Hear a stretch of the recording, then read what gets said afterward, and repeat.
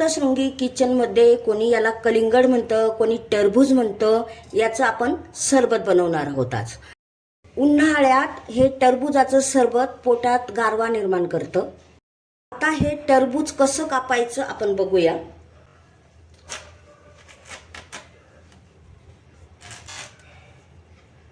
पद्धतीने असे टरबूजाचे आपल्याला काप करून घ्यायचे. आपण या पद्धतीने टरबूजाचे काप करून घेतलेले आहेत, बघू शकता. टरबूजातला हा लालसर भाग आपण काढून घेऊ. हात स्वच्छ धुतलेले आहेत आणि ह्या पद्धतीने आपण कलिंगडाचे काप करून घेतलेले आहेत, बघू शकता. सरबतासाठी साहित्य: साखर घेतलेली आहे, तुम्ही तुमच्या आवडीप्रमाणे कमी जास्त करू शकता. काळं मीठ घेतलेलं आहे. पुदिनाची पानं घेताना फ्रेश अशी ताजीच घ्या. एक लिंबू घेतलेला आहे, त्याचा रस काढून घेऊया.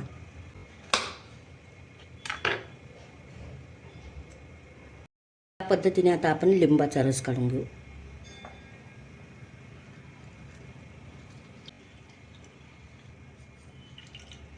पुदिन्याची पानं कट करून घेऊन हे काळं मीठ थोडं टेचून घेऊ. पद्धतीने आपण आता कलिंगड टाकून घेऊया.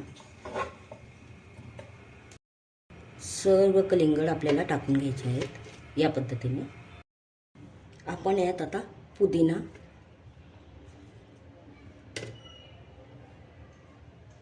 थोडीशी साखर,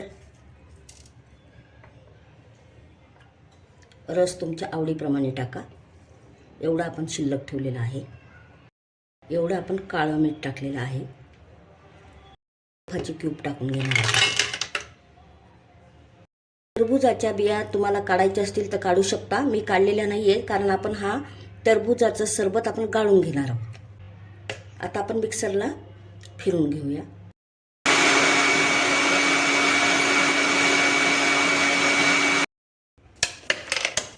या पद्धतीने असं मिक्स करून घेऊया.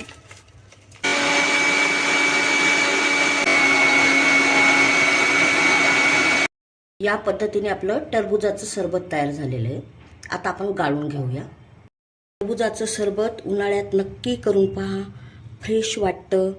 आपण हे टरबूजाचं सरबत बनवताना फक्त क्यूब टाकले, चांगल्या पाण्याचेच बनवले होते मी ते. त्यामुळे आपला ज्यूस बघा किती छान घट्ट आलेला. मग पाणी टाकलं नाही ना तर ज्यूस पिल्यासारखंही वाटतं. आता हा चोथा काढून घेऊ. शिल्लक राहिलेला सर्व टरबूजाचं सरबत आपण गाळून घेऊया. पद्धतीने आपलं टरबूजाचं सरबत तयार झालेलं आहे. तुम्ही याला सरबत म्हणू शकता, ज्यूस म्हणू शकतात.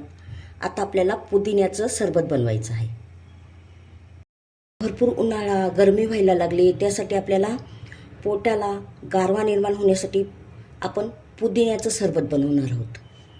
पुदिन्याच्या सरबतासाठी साहित्य: धुतलेला 1 वाटी पुदिना घेतलेला आहे.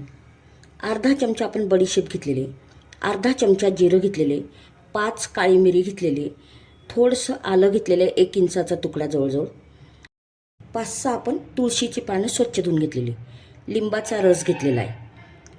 आवडीप्रमाणे मी खडी साखर घेतलेली आहे. तुम्हाला ज्या पद्धतीने गोड हवं असेल कमी जास्त प्रमाण करू शकता. काळं मीठ घेतलेलं आहे. स्वच्छ धुतलेले. आता आपण हे सर्व साहित्य मिक्सरच्या भांड्यात घेऊया. आपला 1 वाटी पुदिना घेतलेला आहे, काळी मिरी आणि आलं घेतलेलं आहे, अर्धा चमचा बडीशेप घेतलेली आहे, अर्धा चमचा जिरं घेतलेलं आहे, थोडंसं काळं मीठ घेतलेलं आहे, खडी साखर घेतलेली आणि लिंबाचा रससुद्धा टाकून घ्यायचा आहे. तुम्हाला जर आवडेल तर तुम्ही नंतरही टाकला तरी चालू शकता. आणि ही तुळशीची 5 ते 6 स्वच्छ धुतलेली पानं. साहित्य आता आपण मिक्सरला फिरून घेऊया.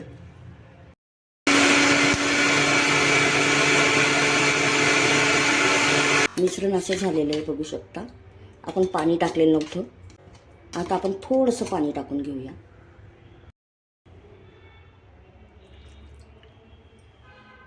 आता आपण थोडंसं पाणी टाकून घेतलेलं आहे, बघू शकता. आता फिरून घेऊ परत.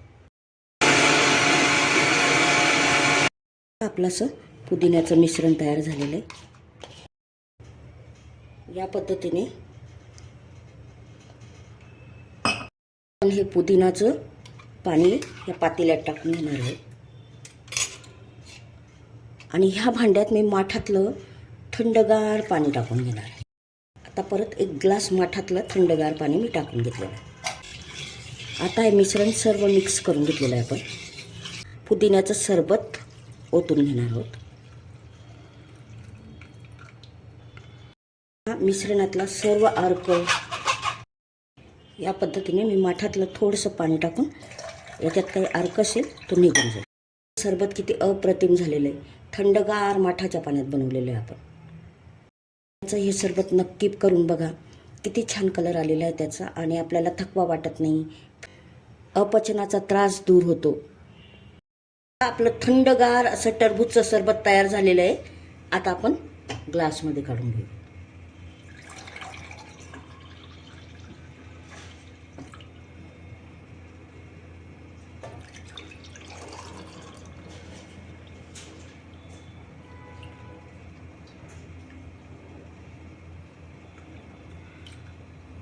पुदिन्याचं सरबतही तयार झालेलं आहे, बघू शकतात. याच्यात आपण बर्फ वापरलेला नाही. याच्यात आपण पुदिन्याच्या सरबतमध्ये थंडगार माठातलं पाणी वापरलेलं आहे. आपण बघू शकता.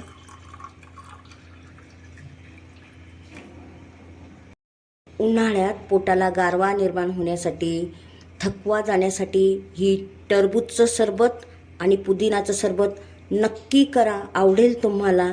आणि सप्तशृंगी किचनला लाईक, शेअर, सबस्क्राईब करा, कमेंट करा.